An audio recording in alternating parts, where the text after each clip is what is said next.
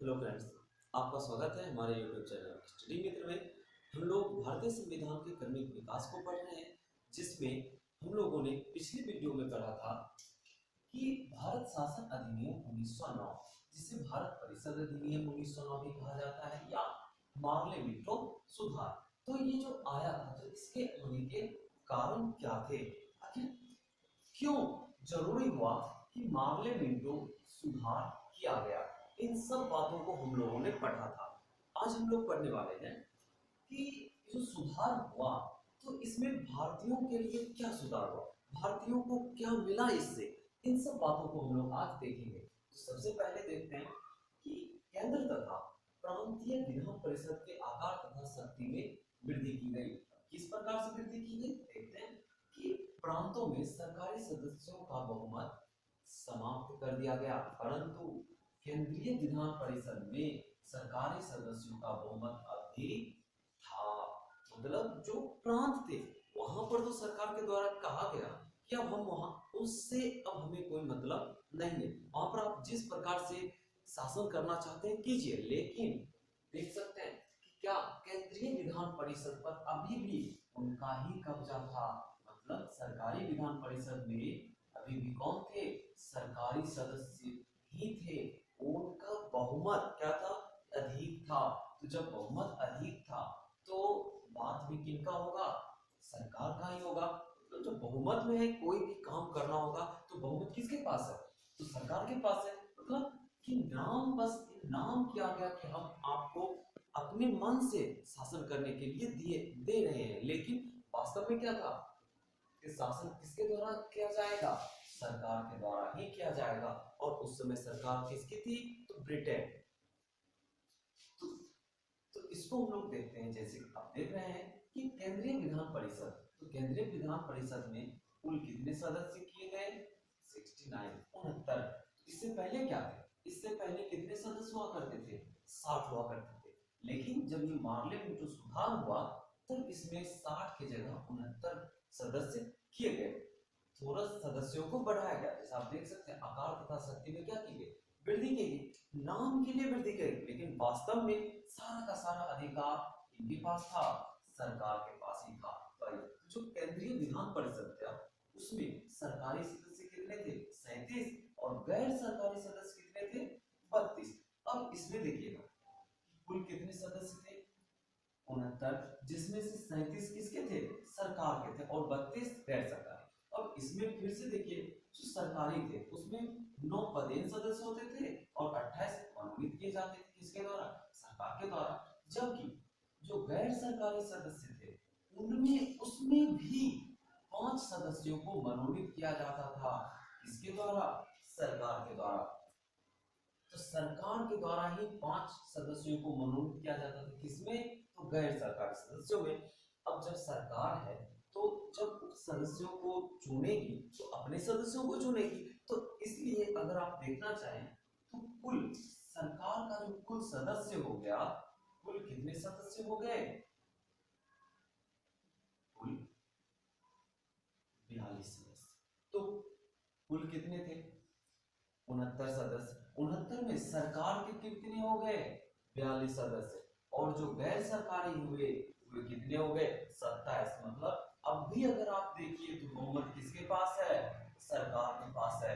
तो वही जैसा कि बताया जा रहा है कि नाम का आपको संख्या बढ़ाया गया, कि आपको शक्ति दिया जा रहा है, आपके जो प्रांत है वहां पर बहुमत समाप्त कर दिया है सरकार के द्वारा, लेकिन केंद्र में तो अभी इन्हीं का शासन था, इन्हीं का सरकार था, तो इन्हीं का वर्चस्व था, इन्हीं का बहुमत था, जिसके कारण कोई भी काम होगा तो उसमें कौन बहुमत प्राप्त करेगा, सरकार, मतलब अंग्रेजी सरकार। और भारतीयों को किसी प्रकार से कोई सुविधा उपलब्ध नहीं कराई जाएगी। तो मतलब अगर उपलब्ध कराई भी जाएगी तो किनके अनुसार, तो उन सरकारों के अनुसार। अगर वो जो भी सुविधा देना चाहे वही दे सकती है, भारतीय अपने मन से कोई भी सुविधा नहीं ले सकते हैं।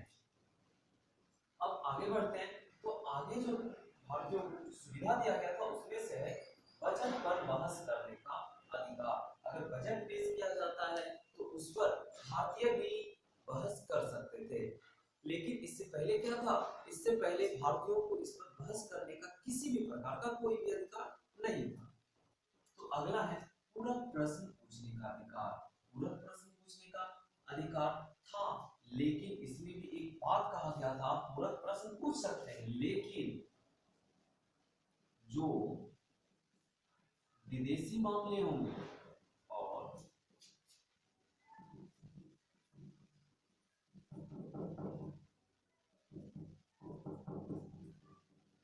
विदेशी मामलों और भारतीय राजाओं के मामले में अगर आप कोई भी बात है तो आप उस पर प्रश्न नहीं पूछ सकते। पूरा प्रश्न पूछने का अधिकार था, और ये भी अधिकार क्या था, आप जो पूछेंगे आपको उसी के ऊपर फिर से क्या करना है, उत्तर देना, और उसी के उत्तर से फिर आपको प्रश्न पूछना है। तो इस प्रकार का अधिकार दिया गया था। लेकिन अधिकार तो था प्रश्न पूछने का, लेकिन जो विदेशी मामले थे और जो भारतीय राजाओं के मामले में बात था, उन बातों पर, उन विषयों पर भारतीय किसी प्रकार का कोई भी प्रश्न नहीं पूछ सकते थे। तो आगे है कि लोकतांत्रिक मामलों पर प्रस्ताव लाना।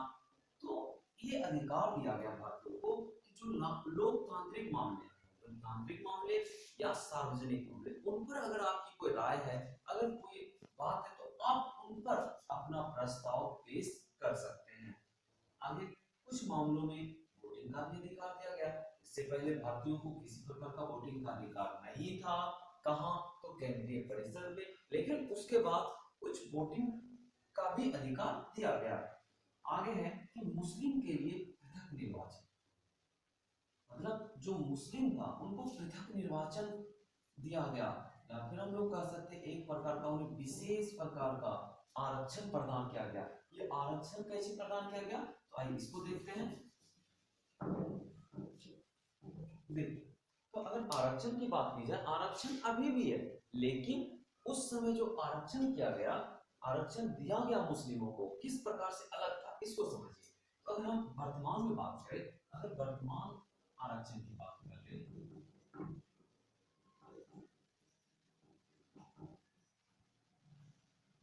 वर्तमान में क्या है, अगर आप मुस्लिम हैं और हिंदू, तो अगर आपका निर्वाचन क्षेत्र है, तो अभी के समय में चाहे हिंदू हो या मुस्लिम, अगर हिंदू का प्रतिनिधि है तब भी, अगर मुस्लिम का प्रतिनिधि है तब भी हिंदू क्या कर सकते हैं, उसके लिए मत कर सकते हैं। अभी का ऐसा है। लेकिन जो पिछला पिछला बोले या फिर जो कहिए कि ये जो विशेष अधिकार दिया गया था मामले में जो सुधार के तहत, उसमें क्या था कि अगर निर्वाचन कहीं हो रहा है और वहां पर मान लेते हैं कि 10 सदस्य, सदस्यों की संख्या कितनी है, 10, और उसमें 6 कौन है, मुस्लिम। जब 6 मुस्लिम है तो 4 कौन हो गए, हिंदू। और यदि यहाँ पर इस कंडीशन में यदि निर्वाचन जो हो, अगर उसमें निर्वाचित प्रतिनिधि कौन है, मुस्लिम है, तो उसमें सिर्फ और सिर्फ कौन वोट कर सकते थे, मुस्लिम ही वोट कर सकते थे, हिंदू उसमें वोट नहीं कर सकते थे। हिंदू को किसी प्रकार का मत का अधिकार इसमें नहीं था। इसलिए वहां जब ये हुआ क्या कि जो मुस्लिम के जो पृथक निर्वाचन की मांग की गई थी और उसे जो पृथक निर्वाचन दे दिया गया था, तो इसी से बहुत सारे जो नेता थे उन्होंने कहा था कि यहीं से पाकिस्तान की नींव रखी जा चुकी थी। किसकी नींव रखी जा चुकी थी, पाकिस्तान की। कैसे, एक बार फिर से समझिए, ये पृथक निर्वाचन अभी जो आरक्षण है उससे अलग कैसे था, अलग किस प्रकार से था कि जैसा कि देख सकते हैं कि अगर आप कुल सदस्य 10 हैं और उसमें मुस्लिम कितने हैं, 6, तो अगर जो निर्वाचित सदस्य मुस्लिम है तो उसको सिर्फ और सिर्फ कौन वोट कर सकता है, मुस्लिम, उसमें हिंदू वोट नहीं कर सकते थे। तो इसलिए उस समय का जो पृथक निर्वाचन था उसका वोट कर सकते बहुत ज्यादा विरोध किया गया था, और इसी से पाकिस्तान की नींव भी रखी जा चुकी थी। और नींव तो रखी गई, अब साथ ही साथ आप इसको भी समझ सकते हैं क्या, वहां पर फूट डाला गया, और ये फूट ऐसा डाला गया कि आगे चलकर किसका रूप ले लिया, पाकिस्तान का। मतलब ये पाकिस्तान बना क्यों? क्योंकि मुस्लिम लोगों ने कहा कि हम हिंदुओं के साथ नहीं रहना चाहेंगे, मुझे एक अलग राष्ट्र चाहिए, इसलिए। तो आगे आगे है कि वायसराय की कार्यकारिणी में एक भारतीय को, पहले किसी भी भारतीय को कोई भी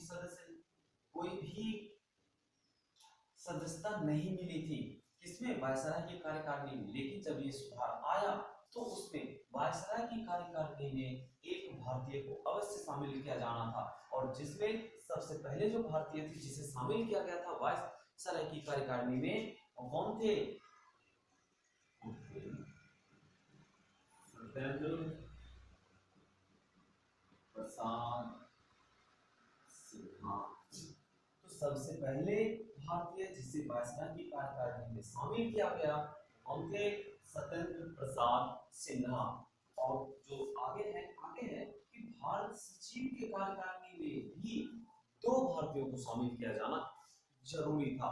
मतलब एक कानून बना दिया गया कि जब से भारत शासन अधिनियम 1909 आया तो उस समय से कि वायसराय की कार्यकारिणी में आपको कितने भारतीयों को रखना आवश्यक है? 1। और भारत सचिव के कार्यकारिणी में कुल कितने भारतीयों को रखा जाना आवश्यक था? 2। तो जो सबसे पहले जो भारत सचिव के कार्यकारिणी में 2 सदस्य शामिल हुए थे भारतीय, वो कौन थे? वो थे, पहले थे सी.वी.